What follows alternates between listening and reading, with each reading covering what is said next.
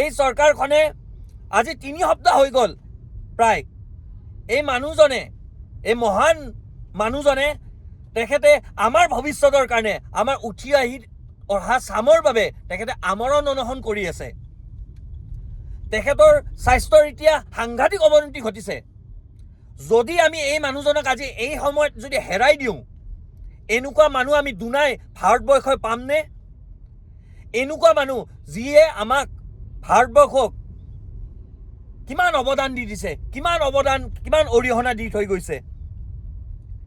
এনেকুৱা মানুহ এজনক এনেকে হেৰাই যাবলৈ দিয়া নহ'ব। আমাৰ স্পষ্ট কথা। কেন্দ্ৰীয় চৰকাৰে যিসমূহ তেওঁলোকে ঢাল ঢোলবিলাক বজায় যে শিক্ষাৰ ক্ষেত্ৰত তেওঁলোকে এনেকুৱা ধৰণৰ ব্যৱস্থা লৈছে, ক'ত ব্যৱস্থা লৈছে? আজি এটা পৰীক্ষা, এটা গুৰুত্বপূৰ্ণ পৰীক্ষা ছাত্ৰ ছাত্ৰী যুৱক যুৱতীৰ বাবে, সেই পৰীক্ষাটোৱে তেওঁলোকে ভালদৰে সুকলমে অনুষ্ঠিত কৰিব নোৱাৰে, যাৰ কাৰণে এনেকুৱা এজন মহান ব্যক্তিয়ে আজি আমৰণ অনশনত বহি আজি প্ৰায় 3 সপ্তাহ হৈ গ'ল তেখেতৰ স্বাস্থ্যৰ অৱনতি ঘটি আছে। কি চাই আছে দেশৰ সৰ্বসাধাৰণ মানুহে? এই ব্যক্তিজনৰ প্ৰতি আমাৰ পূৰ্ণ সমৰ্থন আছে, কাৰণ তেখেতে যুঁজিছে আমাৰ বাবে, যুৱ প্ৰজন্মৰ বাবে। আৰু আমাৰ প্ৰতিজন মানুহৰে এইটো নৈতিক দায়িত্ব যে তেখেতৰ এই যুদ্ধখনত, তেখেতৰ এই গণতান্ত্ৰিক আন্দোলনত আমাৰ সমৰ্থন থাকিব লাগে, যুৱ প্ৰজন্মৰ সমৰ্থন থাকিব লাগে।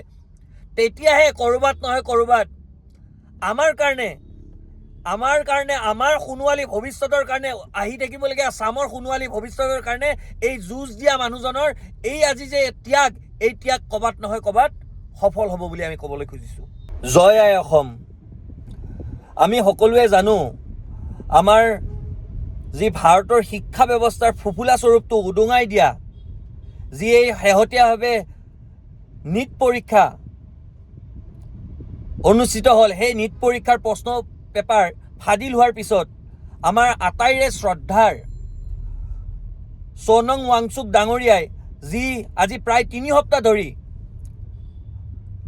নতুন দিল্লীত আমৰণ অনশন কৰি আছে, গণতান্ত্ৰিকভাৱে প্ৰতিবাদ কৰি আছে। তেখেতে প্ৰতিবাদ কৰি আছে আমাৰ উঠি অহা চামৰ বাবে, তেখেতে প্ৰতিবাদ কৰি আছে আমাৰ উঠি অহা যুৱক যুৱতীৰ বাবে, উঠি অহা আমাৰ ছাত্ৰ ছাত্ৰীৰ কাৰণে। তেখেতে কোনো নিজৰ কাৰণে, নিজৰ ব্যক্তিগত স্বাৰ্থৰ কাৰণে তেখেতে প্ৰতিবাদ কৰা নাই।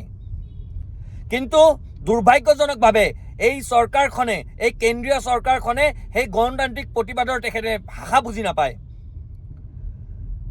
আমাৰ স্পষ্ট কথা যে সোনম ৱাংচুক ডাঙৰীয়াৰ দৰে ব্যক্তি আমাৰ ভাৰতত জন্মগ্ৰহণ কৰাটোৱে আমাৰ কাৰণে সৌভাগ্যৰ কথা।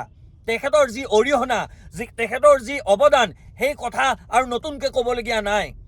কিন্তু দুৰ্ভাগ্যজনকভাৱে এই চৰকাৰখনে সেই গণতান্ত্ৰিক প্ৰতিবাদৰ ভাষা বুজি নাপায়।